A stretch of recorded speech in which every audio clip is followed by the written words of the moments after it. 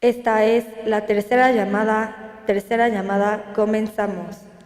Les pedimos de la manera más atenta guardar silencio y mantener sus teléfonos apagados o en modo silencioso.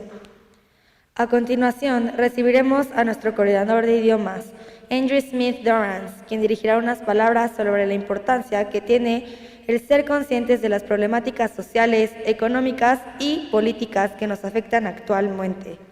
Un fuerte aplauso, por favor.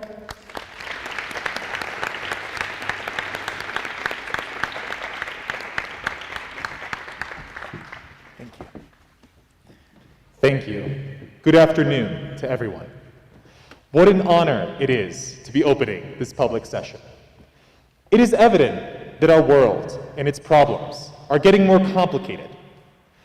Socioeconomic inequality, climate change, and military conflicts are only the few of the problems that we are facing in our increasingly global community.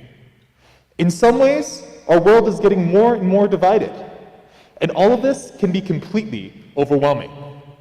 However, despite it all, I still find hope.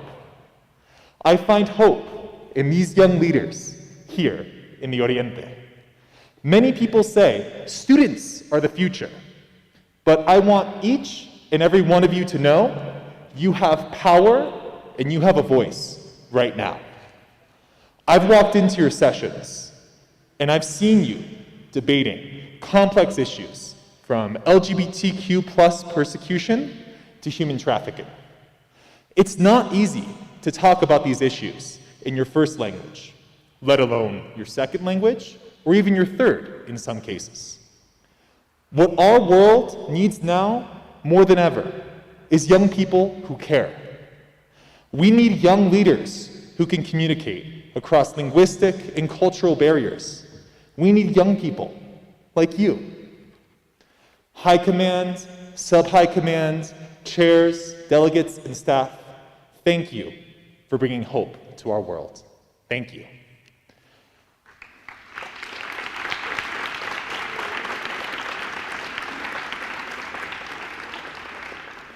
It is with great honor that I present our Secretary General, Mariana Reyes Vargas. Thank you.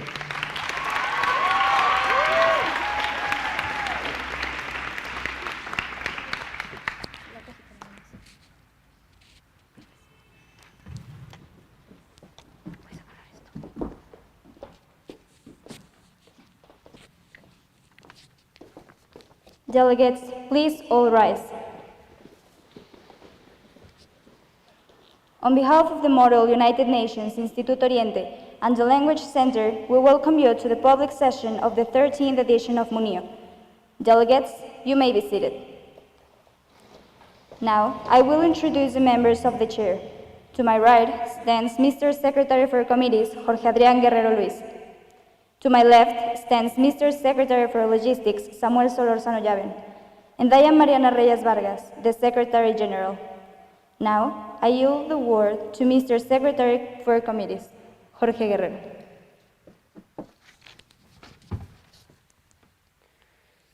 Thank you, Mr. Secretary General. The first meeting of MUNIO General Assembly is called to order.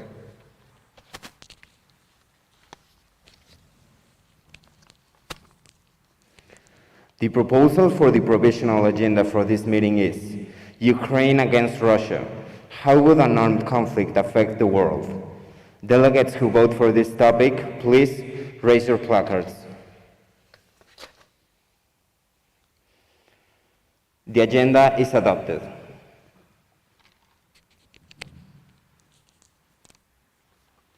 In accordance with Rule 35 of the Assembly's Provisional Rules of Procedure, I invite the following countries to participate in this meeting.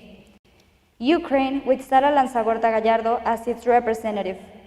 The Russian Federation, with Diego Juárez Benítez as its representative. The United States of America, with Daniela Martínez Vasconcelos as its representative. The People's Republic of China, with Alaya Montiel Pérez as its representative.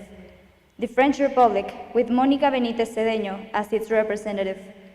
And the Kingdom of Spain, with Alejandro Rodríguez Lau as its representative. Seeing no objection, it is decided. The General Assembly will now begin its consideration of the item on its agenda. I now give the floor to the delegation of Ukraine. Delegate, you have the floor.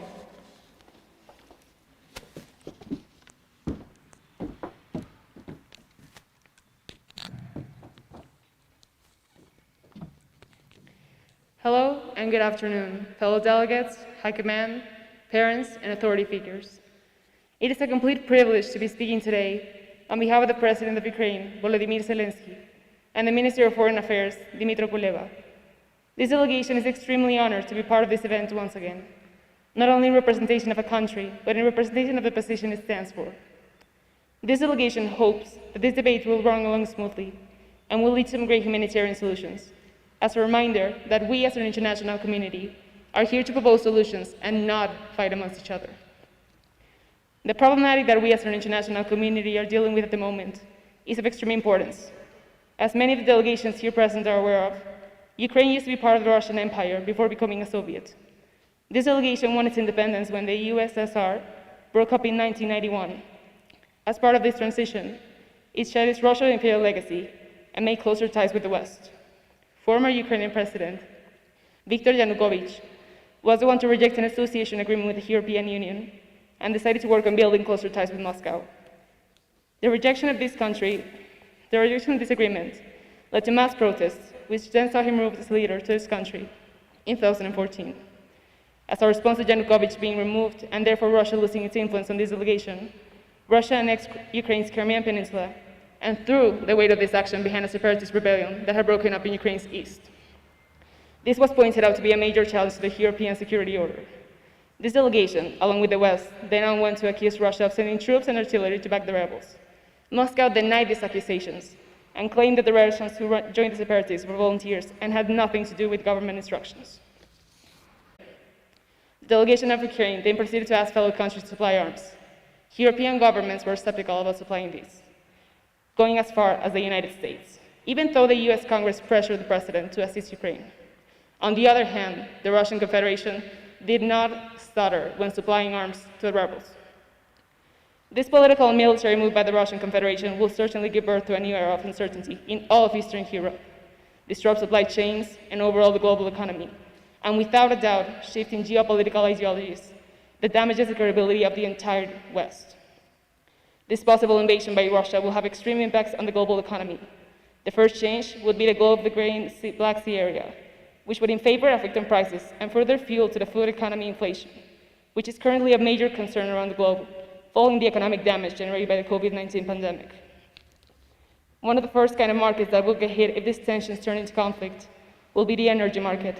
The entirety of Europe relies on Russia for around 35% of its natural gas, most of it coming through pipelines which cross Belarus and Poland all the way to Germany, and the others through Ukraine.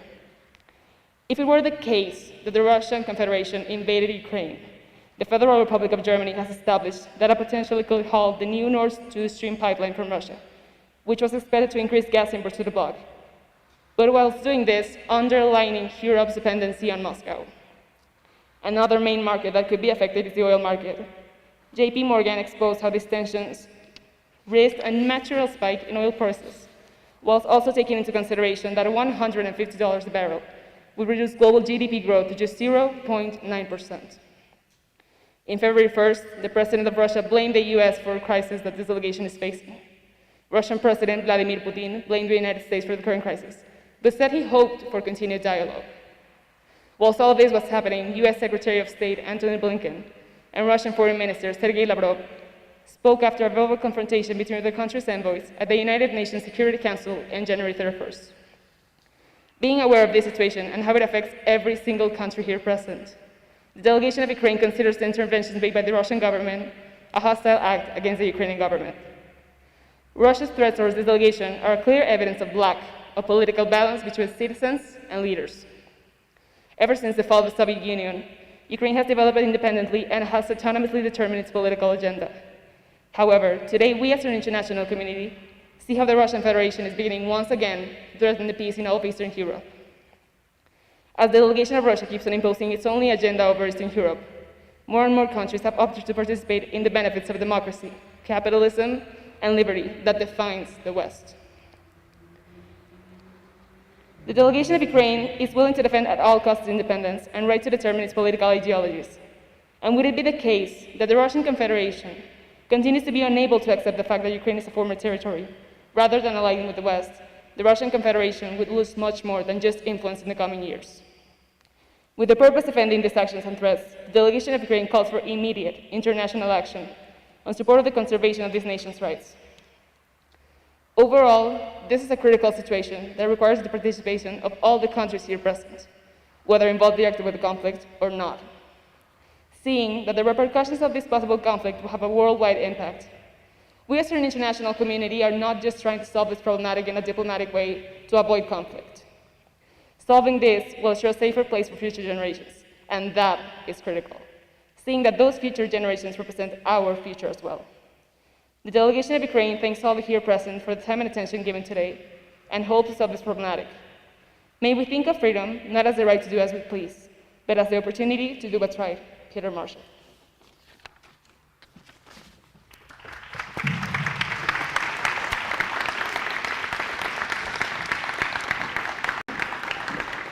Thank you, Delegate. You are recognized to take your seat.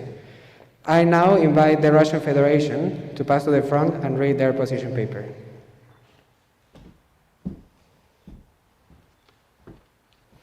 Delegate, you have the floor.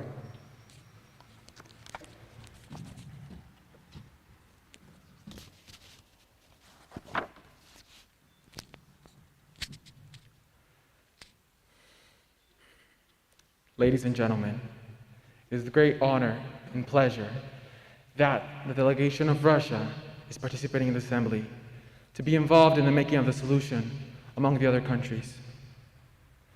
This afternoon, I am here assisting in full representation of President Vladimir Putin, Foreign Minister Sergei Viktorovich, but most importantly, the Federation of Russia. As the minutes go by, this marks a monumental day in history, given the fact that we have gathered here to discuss an extremely important topic that has concerned many nations all around the globe. This delegation is fully committed to foreign proposals that, with the expectation that will be executed to benefit each and every sovereign state included in this agreement. As a result, leaving a better world for future generations that may come. Nevertheless, to end the grave problematic presented in front of us, it is crucial to be precise with the points we as a committee state, so we can avoid ambiguity and get to the bottom of the issue. All nations standing here today are aware of the mass grave chain reaction that could affect many, if not all areas of the world. So it is time to be objective, and instead of pointing fingers, let us resolve the matter at hand. Ukrainian-Russian relations have always been a difficult subject to touch. And even though, as nations, we hope to fulfill our own country's needs, it is completely impossible for two nations to be in complete cooperation with each other. This being that governments have different objectives, different strategies, among other things. And as a result of this drastic distinction of agendas, it is completely impossible for two parties to be in complete cooperation with each other. However, that does not become an issue till a nation starts imposing a control with the purpose of intimidating another country to limit their potential. And as history has shown us, the involvement of third parties almost always makes the problem escalate to a point where it affects all citizens of the world. Subsequently, in a world where we are also interconnected, other government officials feel they need to get involved with the excuse that is to benefit society as a whole. Yet only creates animosity and tension among international relationships. In addition, in the midst of uncertainty, government leaders decide to restrict economic power for Russian families that have already been affected by a pandemic that has caused various economic issues. Furthermore, many nations might argue that it is to eliminate any sort of threat, although once again history has proved that these solutions are more disastrous and that it really is a unilateral achievement more than a multilateral effort to give equal opportunities. Not to mention, this is merely a disguise to maintain high positions. On top of that, there exists a double moral when it comes to a known nation's right to defend themselves. Given the fact that in the past few years, Western countries have invaded sovereign territories, installing their military troops in them. This action is considered acceptable and a means to prevent a conflict, but in doing so, they're creating another problem. However, not straying too far from the point, when the delegation of Russia decided to place troops in its own territory, opposing countries condemned this action, calling it an act of inflexibility and a breach to international security. When really, all decisions made by the Russian government were to protect the own nation's integrity. And it has never been a goal to disrupt global peace and the international community. Still, in spite of that, if other state parties decide to act with harsh measures, Russia will not stand and let itself fall to Western countries. And if necessary, it will have to find a way to prevent an infiltration into the territory. Also, as countries start to gather with the chance of creating some sort of boycott towards this nation in particular, and in view of this, the delegation of Russia feels that this matter has gotten way out of hand, being that many people are distressed with the idea that this could be the beginning of a mass world argument. Additionally, the Federation of Russia is willing to hear each and every posture from other countries to come to a conclusion. Nevertheless, this nation will not let it be harmed in any way, and it will not make the mistake of accepting something that will not benefit every single agenda. Because this problem should not be used as a way to gain international propaganda. As expressed before, this delegation is greatly disturbed with the subject at hand, due to the fact that this country is in the center of the issue and will be affected with the outcome of today. The Federation of Russia expects that other nations involved in this discussion will consider all possible solutions that can help strengthen the international community, instead of just benefiting some and leaving others behind. The delegation of Russia thanks all present here today for their transparency and is eager to hear each and every posture so we can visualize different points of view. Thank you.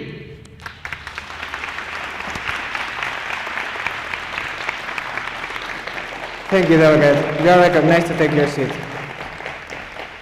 The delegation of the United States of America is recognized to take the floor.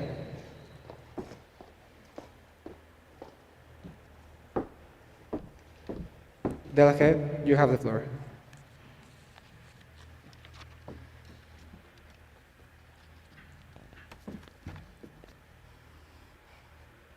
Under the cloud of threatening bellic conflicts, it is humanity hanging from a cross of iron. Is there no other way the world may live? Dwight D. Eisenhower. Throughout human history, people have lived through bellic conflicts. Entire communities have seen the consequences of injustice and unethical behaviors. Governments have taken desperate measures. Selfish ambitions have led to catastrophes, and so on. This is human history, but history is not meant to be repeated. It is meant to be learned from. Greetings, Honorable Chair and fellow delegates. On behalf of the President, Joseph Robinette Biden, the delegation of the United States of America is truly grateful for the invitation to take part in this session.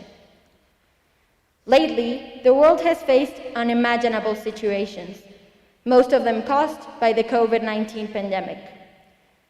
As a result of these controversial situations, humanity has risen above. Governments have come up with new economical plans. Companies have found innovative ways to keep their employees working, etc. Despite this, the world's stability in general is still at stake, which is why an armed conflict between Russia and Ukraine could be fatal, not just talking about the socio-economic repercussions it would have, but about the unacceptable violation of human rights as well. The North Atlantic Treaty Organization, better known as NATO, is a political and military alliance which currently has 30 member countries, the United States of America being one of them. Its main purpose is to guarantee the security and freedom of its members through democratic values and peaceful resolution of disputes. Nevertheless, if diplomatic efforts were to fail, the military power is the one who would undertake crisis management. Russia doing everything in its power to not let Ukraine join this treaty only shows the measures it is willing to take in order to obtain results that will only benefit them, no matter the cost. It is important that we, as an international community, recognize that Ukraine is an independent country, not a territory, not a possible conquest, and not a sphere of influence. For this exact reason, Ukraine is entitled to take independent decisions, such as joining the European Union or NATO, without having to deal with threats from neighboring countries. By all means, it is inadmissible that one country uses another one as leverage to retain power while getting some deserved sanctions lifted. The United States of America is not going to let other countries manipulate decisions under the threat of armed conflicts. It is also not going to tolerate the violation of the Budapest Memorandum security assurances for Ukraine, an agreement made by the United Kingdom, Russia, and the United States of America itself in 1994, that seeks to protect Ukraine's sovereignty in exchange for the country to give up its nuclear arsenal, which is why, since 2014, it has invested roughly $2.5 billion in military aid for Ukraine, and is willing to help as much as it can in order to keep this country safe from invasion. If their neighboring country does decide to invade Ukraine, the United States of America is prepared to serve Russia and its allies with severe sanctions, which would be directed to the biggest institutions that are part of strategic industries, and would also target vulnerable objectives. If the plan mentioned before is actually executed, Russia would face an isolation from the international financial system, affecting not only them, but many other countries in the world. Therefore, Russia invading Ukraine would eventually bring more negative results than benefits to the table worldwide. All in all, the delegation of the United States of America thanks you for your time, urges the rest of the delegations present to look for solutions that will not result in an armed conflict, is open to hearing other postures, but is also willing to take action if needed. Let's not let history repeat itself. Let's show the world that despite our differences, the human race has learned to reach agreements without the need of taking human lives. Let's choose peace.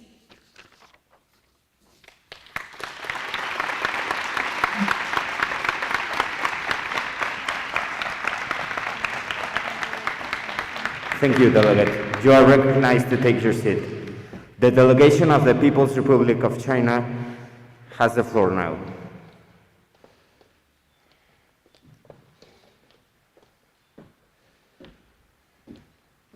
Delegate, you have the floor.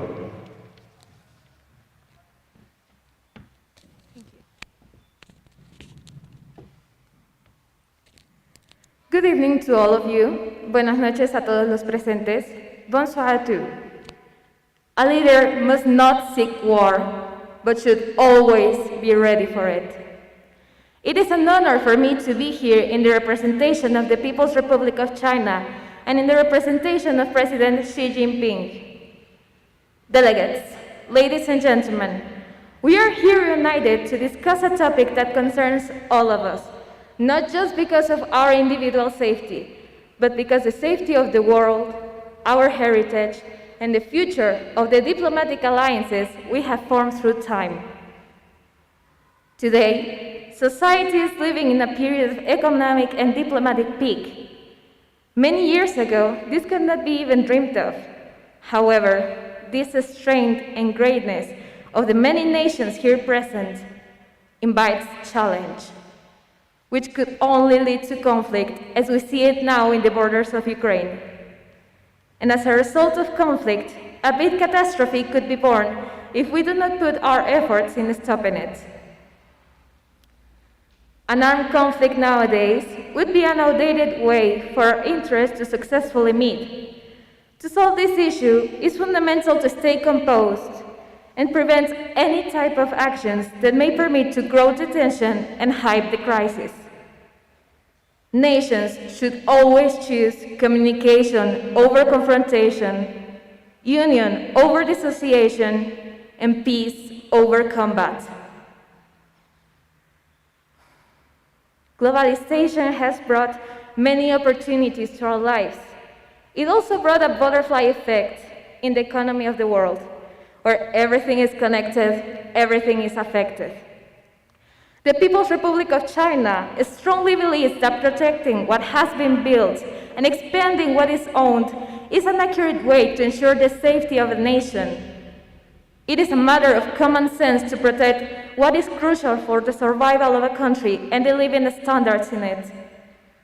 The nations here can find affinity in this statement because in the past we have done what has to be done to shield and preserve what makes us what we are now, global powers.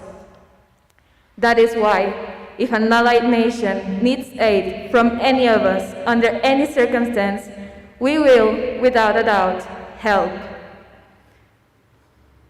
Right now, the matter of concern has not caused very serious damage. Nevertheless, if in the near future we shall not find a solution, the financial resources around the world will strike. It is no secret that one of the most opulent nations in the world establishes harsh measures and economic sanctions on the small countries that do not see eye to eye in different facets of its political and economical agenda. China will not be one of those nations. This delegation is concerned about the consequences if this issue grows irrepressible, which could cause a world economic slump and a social and cultural crisis. And this cannot be easily solved. With all of this being said, this delegation is prepared to take action if needed, although it is certain that we, as diplomatic nations, will choose the path of a direct and respectful dialogue. Help from all parties is required. Serve the people. Thank you for your attention.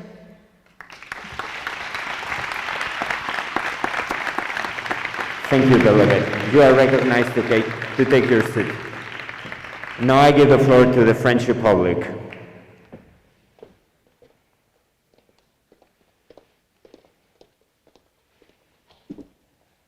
Delegate, you have the floor.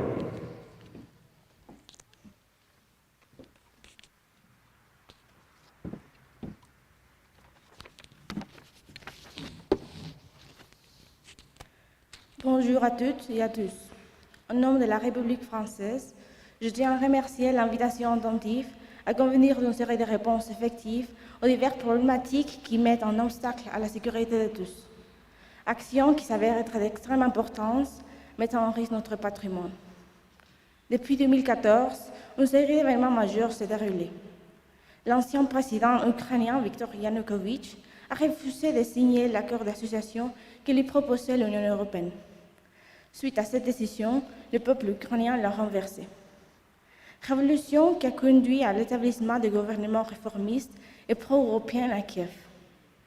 La Russie a annexé brutalement la Crimée et soutenu massivement le mouvement séparatiste qui s'est développé dans la région du Donbass, entraînant un conflit qui a fait plus de 9000 morts et n'est pas toujours achevé. Au tout début de l'année 2014, la Commission d'affaires étrangères avait déposé un rapport d'information sur le partenariat avec la Russie, qui appelait la France à jouer un rôle moteur pour inciter l'Union européenne à améliorer ses relations avec ce grand pays. En effet, la conviction des répartiteurs était que l'Union européenne ne devrait pas laisser ses relations avec ces grands pays se figer, même si ces relations deviendraient progressivement plus difficiles dans un contexte de durcissement graduel de la politique étrangère, aussi bien que de la politique intérieure de l'exécutif russe. La France a pu conserver des relations politiques de bon niveau avec la Russie, malgré la suspension de certains formats habituels de concertation dans le cadre des sanctions européennes. Le président Vladimir Poutine a dit au président Emmanuel Macron qu'il n'avait pas l'intention de mener une offensive militaire en Ukraine. Il a dit très clairement qu'il ne cherchait pas la confrontation, a déclaré la présidence française. Mais les responsables russes n'apportent pas de réponses satisfaisantes quand on leur demande pourquoi alors. Ils jouent un outil de masser un dispositif aussi important autour de l'Ukraine. Soit ils répondent qu'ils ont le droit de faire ce qu'ils veulent sur leur territoire, soit que c'est pour se préparer à une agression de l'Ukraine, ce qui paraît assez peu réaliste. D'après cette situation, la Russie pourrait lancer une vaste offensive militaire en Ukraine. Et en cas de reprise d'hostilité, l'économie mondiale en souffrira. Cela pourrait déclencher en Europe la pire crise énergétique jamais connue jusqu'alors, avec un corollaire, une forte inflation. De quoi faire vaciller les économies déjà ébranlées par le Covid-19. Le retour de la guerre aux frontières de l'Europe ne fera que de perdants. C'est pourquoi tous les pays concernés vont sans doute tout faire pour empêcher cette catastrophe. Les membres de l'OTAN considèrent que chaque pays doit être libre de choisir son alliance. Il faut donc trouver un moyen de rassurer la Russie sans pour autant renier les principes de l'OTAN, tout en laissant la porte ouverte à des négociations. La France réaffirme la pleine solidarité envers l'Ukraine et rappelle sa détermination à préserver l'intégrité territoriale et souveraineté de ce pays. C'est pourquoi cette République est convenue de la nécessité d'une désescalade et d'une poursuite du dialogue. Liberté, égalité, fraternité. Merci.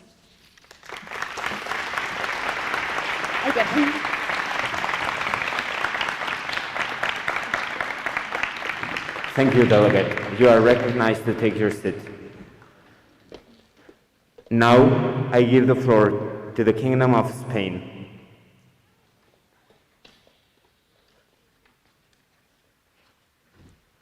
Delegate, you have the floor.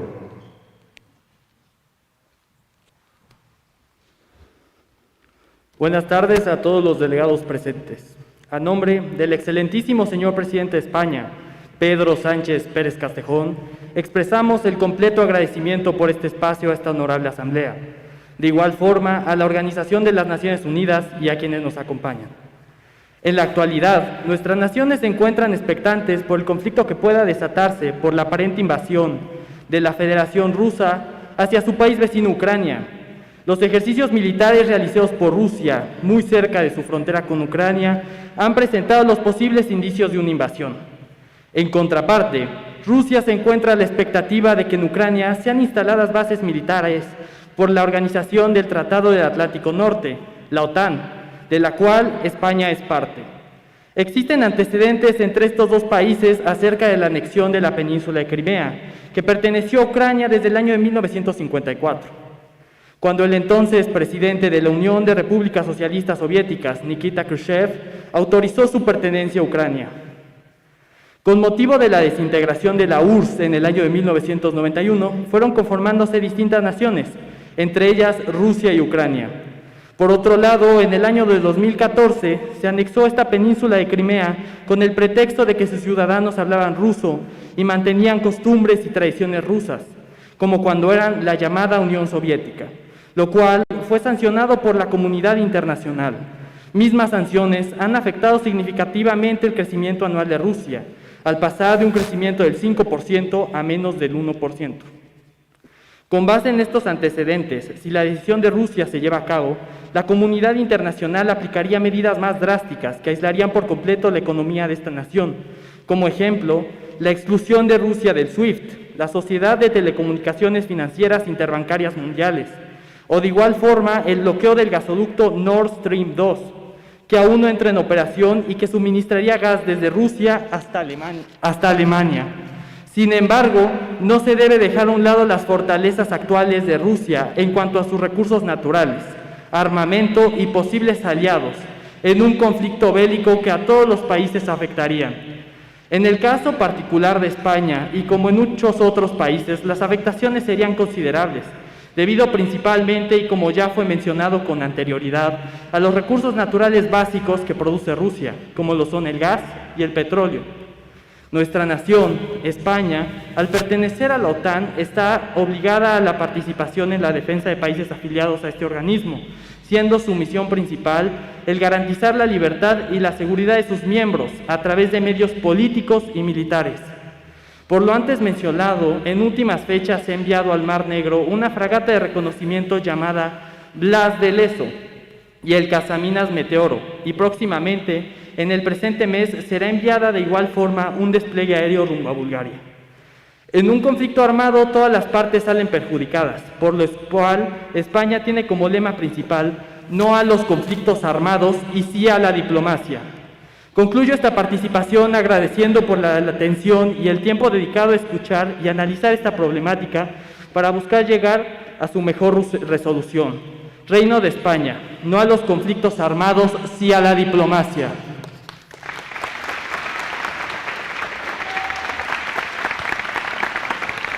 Thank you, Delegate. You are recognized to take your seat.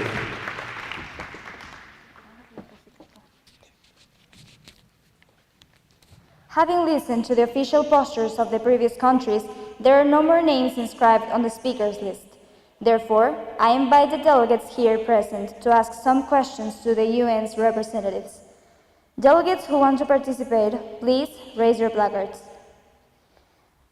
Thank you, Delegate number 4, Giovanni Saldivar Martinez, Germany's representative. You are recognized to ask your question.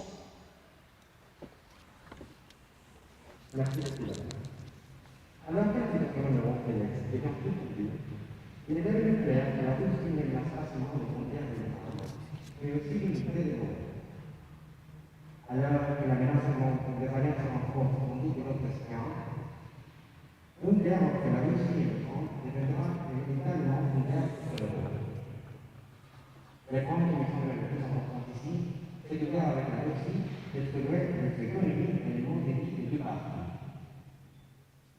Jusqu'à cette délégation était rapidement intéressée par la détermination de la France à une possible plus tentative militaire russe envahir l'Ukraine. Cependant, la délégation allemande aimerait savoir si la République française est disposée à soutenir l'Ukraine en temps d'annexion et si elle a réfléchi aux conséquences du gouvernement nucléaire en France de l'Union européenne. Aussi, une heure de l'Est de l'Ouest, mais la sarebbe un po' più la sécurité et sur ces continents. Toutes ces questions essentielles pour cette délégation doivent faire le monde de savoir si elle a hauteur des mesures contrôlées et prendre des compromis qui peuvent aider à satisfaire la pression. Enfin, cette délégation souhaite connaître l'opinion de la France sur l'élément qui pousse à arrêter l'expansion de l'OTAN, ainsi que les limiter l'addition à l'Union européenne du pays de l'Est. Merci beaucoup de votre attention. Thank you, Delegate. I invite now the French Republic's representative to answer the question. French Republic, you have the floor.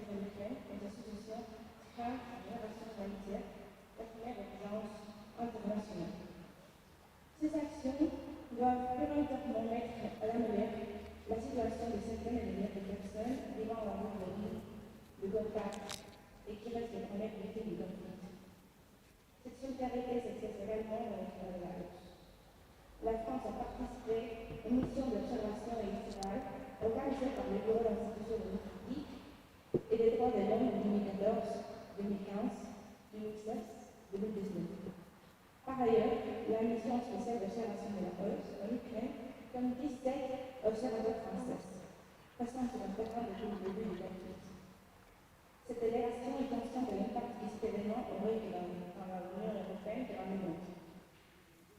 Comme il est mentionné auparavant, tout comme nous pensons, il est important de dialoguer et de parvenir à un accord pour éviter les crises.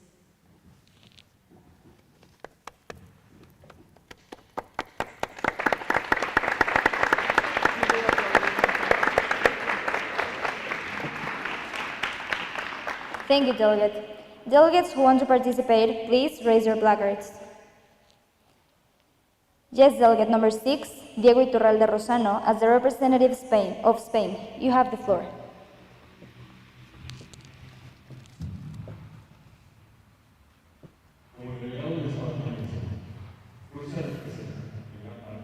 Uno de los principales proveedores de suministro de recursos naturales.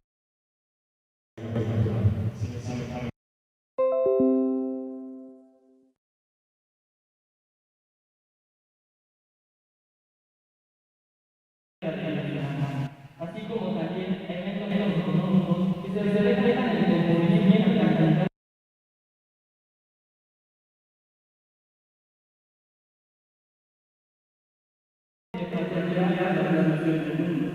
En las condiciones actuales, España, por pertenecer a la OTAN, debe de cumplir con los compromisos adquiridos.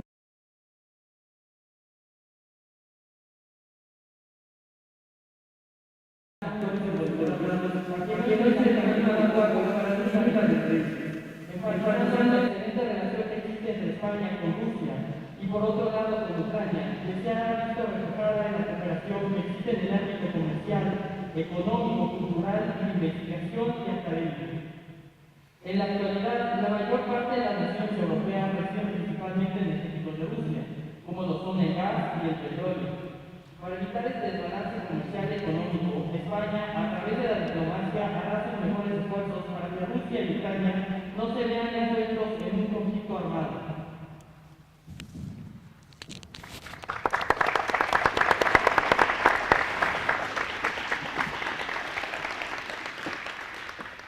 Delegates who want to participate, please raise your placards. Yes, delegate number 1, Isabel Aceves Parroquín, as the representative of Canada. You have the floor. In the position paper, the delegation of China mentions how it strongly believes in protecting what has been built to ensure the nation's safety. So the delegation of Canada would like to ask, how can China approve of the invasion of Ukraine if it is possible that it can become a major armed conflict? Thank you, delegate. I invite now the People's Republic of China's representative to answer the question. People's Republic of China, you have the floor. Thank you. This delegation would like to remind Canada that indeed, this nation believes in the protection of what is rightfully ours. And that is the reason why all parties are here to discuss this matter in a pacific way. Yes, if the force needs to be used, countries should all be ready for it, always ensuring people's safety. This is not a matter of possession, but a matter of convenience and benefits of being part of a much larger and well-positioned nation such as Russia.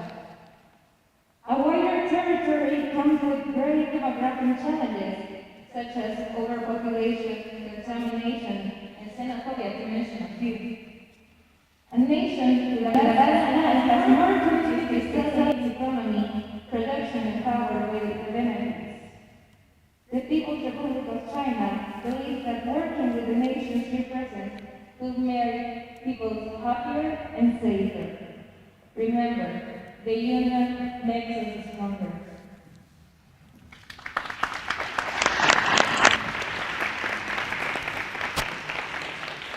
Thank you, delegate. Delegates who want to participate, please raise your placards. Thank you, delegate number 3, Juan Carlos Encinas Benitez, as the representative of Turkey. You have the floor.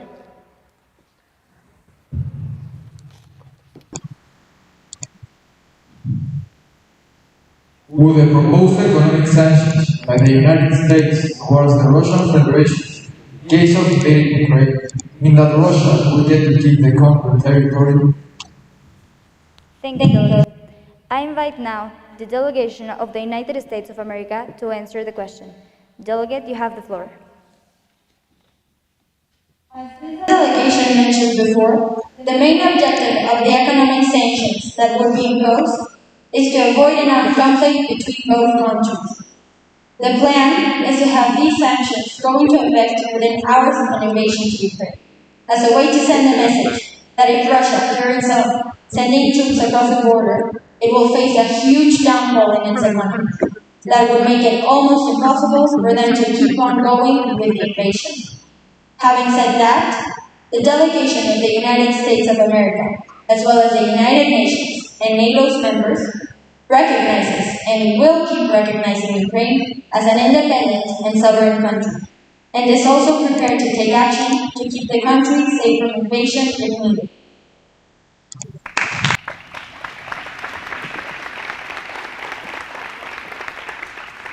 Thank you, Delegate. Delegates who want to participate, please raise your placards. Yes, Delegate number 5, Mónica Solano Rangel, as a representative of Hungary. You have the floor. Thank you. Going back to 2014, when the tension between Ukraine and Russia got worse because of threats and protests coming from politicians and citizens, directed to the ex-Ukrainian President Yanukovych, causing him to flee from the country. How will Ukraine handle the help from other countries, avoiding violence and corruption? Thank you, Delegate. I invite now the delegation of Ukraine to answer the question. Delegation of Ukraine, you have the floor. The Ukrainian government has learned to handle continuous pressure by Belarusian forces. The delegation of Ukraine has entered a new era free of corruption since the previous government. The last thing this delegation wants is to be source of another conflict. Hence, why this country believes that international help is the best way to settle this conflict. Not without taking into consideration that the help from other countries would be supervised to ensure a peaceful manner, to make sure that all citizens from both Ukraine and Russia are not very confiscated. If foreign governments do not trust that this process will be a peaceful and clear, they, as delegations, are always welcome to send ambassadors of their own.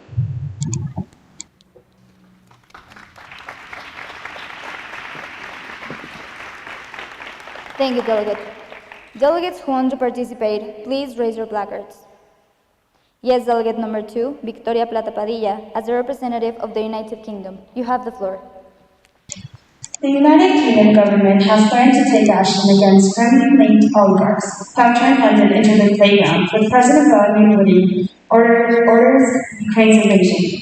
The United Kingdom can help detour Moscow from ordering an invasion of Ukraine by targeting oligarchs in the country and coordinating its response with the European Union and United States of America, which has the power to make Russian claims radioactive. Previous rounds of sanctions have been imposed symbolically, and given the very serious concerns the United Kingdom has over the issue, the government is willing to take these hard measures.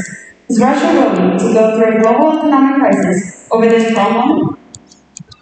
Thank you, Delegate. I invite now the Russian Federation to answer the question. Russian Federation, you have the floor. To start, this delegation would like to emphasize on what the United Kingdom stated in regards to the Russian oligarchs that live in certain areas of London. Subsequently, they added calling it their playground in a demeaning manner, when really what they're only doing is exercising their right to own private properties, companies, among other things. Additionally, the Russian Federation feels that these attempts on the oligarchs are really a distraction, while British forces dismantle the Russian economy. In saying this, the United Kingdom is really trying to manipulate this nation to letting itself be controlled by Western countries. On the other hand, the delegation stated that they have already made economic sanctions with the help of other European nations and the United States, calling them merely symbolic, when really these symbolic sanctions have affected many Russian lives and other Eastern European countries with the rates of inflation during a pandemic that many are trying to survive. Now, in response to the big question, this delegation would like to say that the least thing it wants is to start a global economic crisis. However, it will do anything to protect its nation's integrity if it is effective. Then again, the United Kingdom is asking this when the country itself has put more than 10 economic sanctions. Various countries such as Venezuela, Zimbabwe, Iran, and many more, destroying many economies, and with that, many people's lives. So the United Kingdom government should really be asking themselves if they're truly willing to derail so many countries all around the world just to prove a point and to intimidate another government with the purpose of staying on top. Thank you.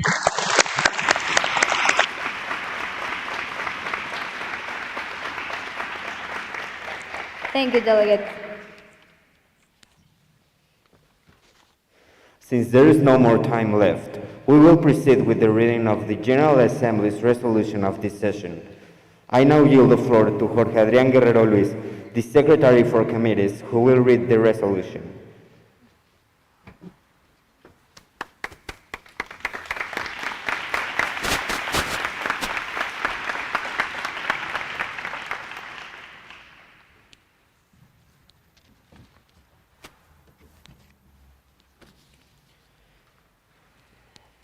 Topic: Ukraine against Russia. How would an armed conflict affect the world? Resolution adopted by the General Assembly on February 10, 2022. Recognizing that currently all nations are expectant about the possible armed conflict that could break out between Russia and its neighboring country, Ukraine. Valuing the diplomatic efforts between the President of the United States of America, Joseph Biden, and the President of the Russian Federation, Vladimir Putin, held on November 7, 2021, in which the issue of the massive deployment of Russian troops on the border with Ukraine was discussed, emphasizing the search for political and non-military alternatives for the resolution of social, political, and economic problems. Analyzing the Minsk Agreement, drawn up by Ukraine, the Russian Federation, and other nations, whose purpose is to put a ceasefire in armed conflicts. Also recalling that agreements have systematically supported the territorial integrity of nations and have supported the work of the Normandy Quartet and the tripartite contact group to help put an end to possible conflicts. Aware of the constant military mobilization of the parties involved and the strong repercussions that this can generate, threatening global peace and security. Taking note on the effect that an armed conflict will have on the sovereignty and economic stability of the countries, destabilizing export and import relations of products and national resources between nations and generating international crises. Reaffirming the points above, the General Assembly reaffirms the need to respect the sovereignty of the states in Eastern Europe and respect the self-determination of their governments. Encourages the demobilization of soldiers from the Russian-Ukrainian border with the purpose of guaranteeing peace and security for all the inhabitants of the nation, as well as the appeasement of the growing tension around the world. Expresses its concern about the effects that an armed conflict would have on the population as a result of military attacks instead of diplomatic dialogue. Summons all the countries involved to stop any action that means preparation for a warlike conflict or that encourages rebel groups. Further recommends the creation, in the future, of a treaty based on the following points. A. Negotiate the departure of soldiers from the Crimean Peninsula. B. Reconsider future annexations seeking a common benefit. C. Determine the sovereignty of territories, seeking the benefit of the population that lives in them. D. Negotiate the use and access to ports, taking into account the needs and opinions of citizens and their governments. Further requests that the Secretary General of the United Nations, Antonio Guterres, makes an invitation to dialogue with the purpose of maintaining bilateral relations between Ukraine and Russia by increasing diplomatic activity. Bets on a high level of diplomacy and counts on the nations to be responsible and aware of their decisions, always seeking harmony and global peace. Taking into consideration the resolution presented here, the General Assembly urges all the nations present to comply with the solutions stipulated in this document in order to achieve a mutual agreement with the maximum purpose of harmony among nations. Thank you.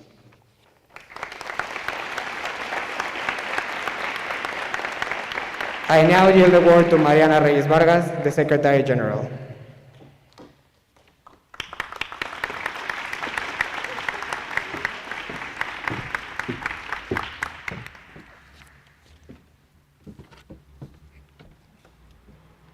Sujet: Ukraine et Russie. Comment un conflit armé affecterait le monde? Résolution adoptée par l'Assemblée générale le 10 février 2022. Reconnaissant que toutes les nations sont actuellement à craindre en raison du conflit armé qui pourrait éclater entre la Russie et son voisin l'Ukraine. Apprécions les efforts diplomatiques entre le président des États-Unis, Joseph Biden, et le président de la Fédération russe, Vladimir Poutine, qui se sont tenus le 7 novembre 2021. Au cours de ce que la question du déploiement massif de troupes russes à la frontière ukrainienne a été abordée. Soulignons que la priorité doit être donnée à la recherche d'alternatives politiques plutôt que militaires pour la résolution des problèmes sociaux, politiques et économiques. Analyse des accords de Minsk, élaborés par l'Ukraine, la Fédération de Russie et d'autres nations, qui visent à faire cesser les conflits armés. Il a également rappelé que les accords ont toujours soutenu l'intégrité territoriale des nations et appuyé le travail du quartier de Normandie et du groupe de contact tripartite pour aider à la mettre fin aux conflits potentiels. Conscient de la mobilisation militaire constante des parties impliquées et des fortes répercussions qu'elles peuvent générer, menant la paix et la sécurité mondiale. Notant le fait que les conflits armés orientent sur la souveraineté et la stabilité économique du pays, stabilisant les relations d'exportation et d'importation de produits et de ressources naturelles entre les nations et génèrent des crises économiques. Réaffirmant les points ci-dessus, l'Assemblée générale décide 1. Réaffirmer la nécessité de respecter la souveraineté des États d'Europe orientale et de respecter l'autodétermination de leur gouvernement.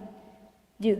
Encourager la démobilisation du personnel militaire de la frontière russo-ukrainienne dans le but d'assurer la paix et la sécurité de tous les habitants de ce pays, ainsi que de s'amorcer les tensions croissantes dans le monde. 3. S'inquiéter des effets que le conflit armé aurait sur la population en raison des attaques militaires plutôt que du dialogue diplomatique. 4. Convoquer à tous les pays concernés de cesser toute action qui préparait la guerre ou encourage le mouvement rebelle. 5. Convoquer dans le futur la création d'un traité VC sur le point suivant. Négocier la sortie du personnel militaire de la péninsule de Crimée. Reconsidérer les annexions futures pour un bénéfice commun. Déterminer la souveraineté des territoires en recherchant les bénéfices de la population qui y vit. Négocier l'utilisation de l'accès support en tenant compte des besoins et des opinions des citoyens et de leur gouvernement. Demander au secrétaire général des Nations Unies, Antonio Guterres, une invitation au dialogue pour maintenir les relations bilatérales entre l'Ukraine et la Russie par une activité diplomatique accrue. Poursuivre un haut niveau de diplomatie et compter sur les nations pour qu'elles soient responsables et attentives à leurs décisions, en recherchant toujours l'harmonie et la paix dans le monde, prenant en considération la résolution énoncée dans le présent document. L'Assemblée générale invite toutes les nations présentes à se former aux solutions stipulées dans le présent document, afin de parvenir à un accord mutuel dans le but ultime de l'harmonie entre les nations. Merci beaucoup.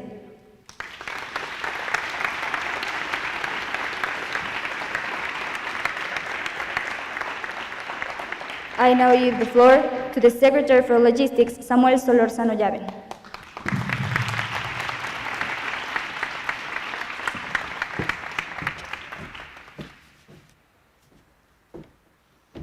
Buenas noches. Resolución adaptada por la Asamblea General el 10 de febrero del año 2022. Reconociendo que en la actualidad todas las naciones se encuentran expectantes por el posible conflicto armado que puede desatarse entre Rusia y su país vecino, Ucrania. Valorando los esfuerzos diplomáticos entre el presidente de los Estados Unidos, Joseph Biden, y el presidente de la Federación Rusa, Vladimir Putin, celebrados el 7 de noviembre de 2021, en la que se debatió la cuestión del despliegue masivo de tropas rusas en la frontera con Ucrania, enfatizando que se debe priorizar la búsqueda de alternativas políticas y no militares para la resolución de problemáticas sociales, políticas y económicas. Analizando los acuerdos de Minsk, elaborados por Ucrania, la Federación Rusa, entre otras naciones, cuyo propósito es poner un alto al fuego en los conflictos armados. Asimismo, recordando que los acuerdos han apoyado sistemáticamente la integridad territorial de las naciones y ha respaldado la labor del Cuarteto de Normandía y del Grupo de Contacto Tripartito para contribuir a poner fin a posibles conflictos. Conscientes de la constante movilización militar de las partes involucradas y las fuertes repercusiones que éstas pueden generar, atentando contra la paz y seguridad global, tomando en cuenta el efecto que un conflicto armado generaría a la soberanía y estabilidad económica de los países, desestabilizando las relaciones de exportación e importación de productos y recursos naturales entre naciones y generando crisis internacionales. Reafirmando los puntos antes mencionados, la Asamblea General resuelve: 1. Reafirmar la necesidad de respetar la soberanía de los estados en Europa del Este y respetar la autodeterminación de sus gobiernos. 2. Alentar la desmovilización de militares de la frontera ruso-ucraniana, con el propósito de garantizar la paz y seguridad de todos los habitantes de las naciones, así como el apaciguamiento de la creciente tensión alrededor del orbe. 3. Transmitir la preocupación sobre los efectos que un conflicto armado generaría a la población como consecuencia de los ataques militares, en lugar de un diálogo diplomático. Convocar a todos los países involucrados a detener cualquier acción que signifique preparación para un conflicto bélico, o bien que aliente a movimientos rebeldes. 5. Convocar en el futuro la creación de un tratado basado en los siguientes puntos: negociar la salida de militares de la península de Crimea, reconsiderar futuras anexiones, buscando un beneficio común, determinar la soberanía de territorios, buscando el beneficio de la población que habita en ellos, reconocer y negociar el uso y acceso de puertos, tomando en cuenta las necesidades y opiniones de los ciudadanos y sus gobiernos. 6. Solicitar al Secretario General de las Naciones Unidas, Antonio Guterres, una invitación al diálogo para mantener las relaciones bilaterales entre Ucrania y Rusia, incrementando la actividad diplomática. 7. Apostar por un alto nivel de diplomacia y contando con que las naciones serán responsables y conscientes de sus decisiones, siempre buscando la armonía y paz global. Tomando en consideración la resolución aquí expuesta, la Asamblea General exhorta a todas las naciones presentes a cumplir con las soluciones estipuladas en este documento, con el fin de lograr un acuerdo mutuo con un máximo propósito: la armonía entre naciones. Muchas gracias.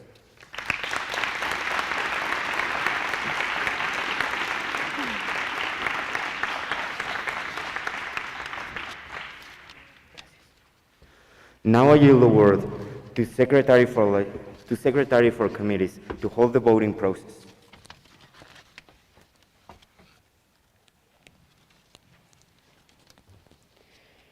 Representatives, please raise your placards and say how would you like to establish your vote: in favor, against, or abstention. Ukraine. In favor. Russian Federation. Against. United States of America. In favor. People's Republic of China. Against. French Republic. Abstention. Kingdom of Spain. A favor. Germany.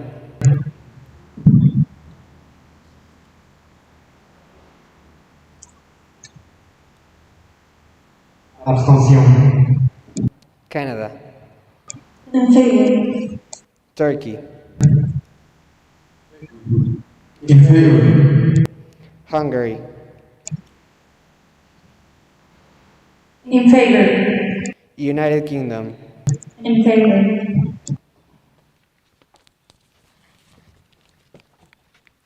Thank you, delegates. In this way, with 8 votes in favor, 2 against, and 2 abstentions, the resolution of the United Nations General Assembly is approved. Congratulations.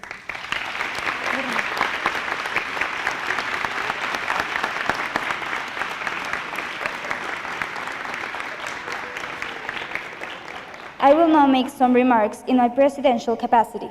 The Presidency of the General Assembly thanks all the delegations present for their time and disposition to reflect upon the critical situations that nations are living in nowadays. As mentioned above, the delegations present are dismayed with the situation that is being sought to be resolved, since without the participation of all involved, nations could be deeply harmed. It is the task of all the delegations present to comply with the resolutions stipulated above, in order to ensure a future in which autonomy and globalization are not affected by the different interests of the countries. History was not made to repeat itself. It was made to change it. Let us show that in spite of our disputes, the human being has learned from his mistakes and therefore protects, advocates, defends life, and chooses peace. The United Nations General Assembly is officially closed.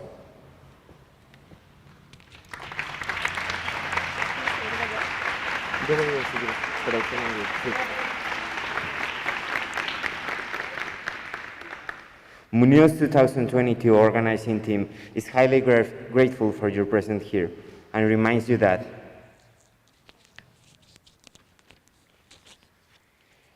change cannot be achieved without embracing the unexpected. Thank you.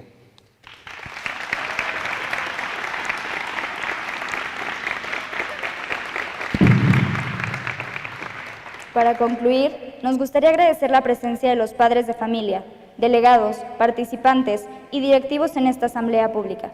Es un honor para nosotros demostrar el trabajo de todo el equipo organizador, la dinámica que se lleva usualmente en las sesiones, la dedicación y el amor que se le ha brindado al modelo. Nuevamente, agradecemos su presencia y esperamos de todo corazón que esta sesión pública haya sido de su agrado. A todos los delegados los invitamos a pasar a sus comités. Muchas gracias.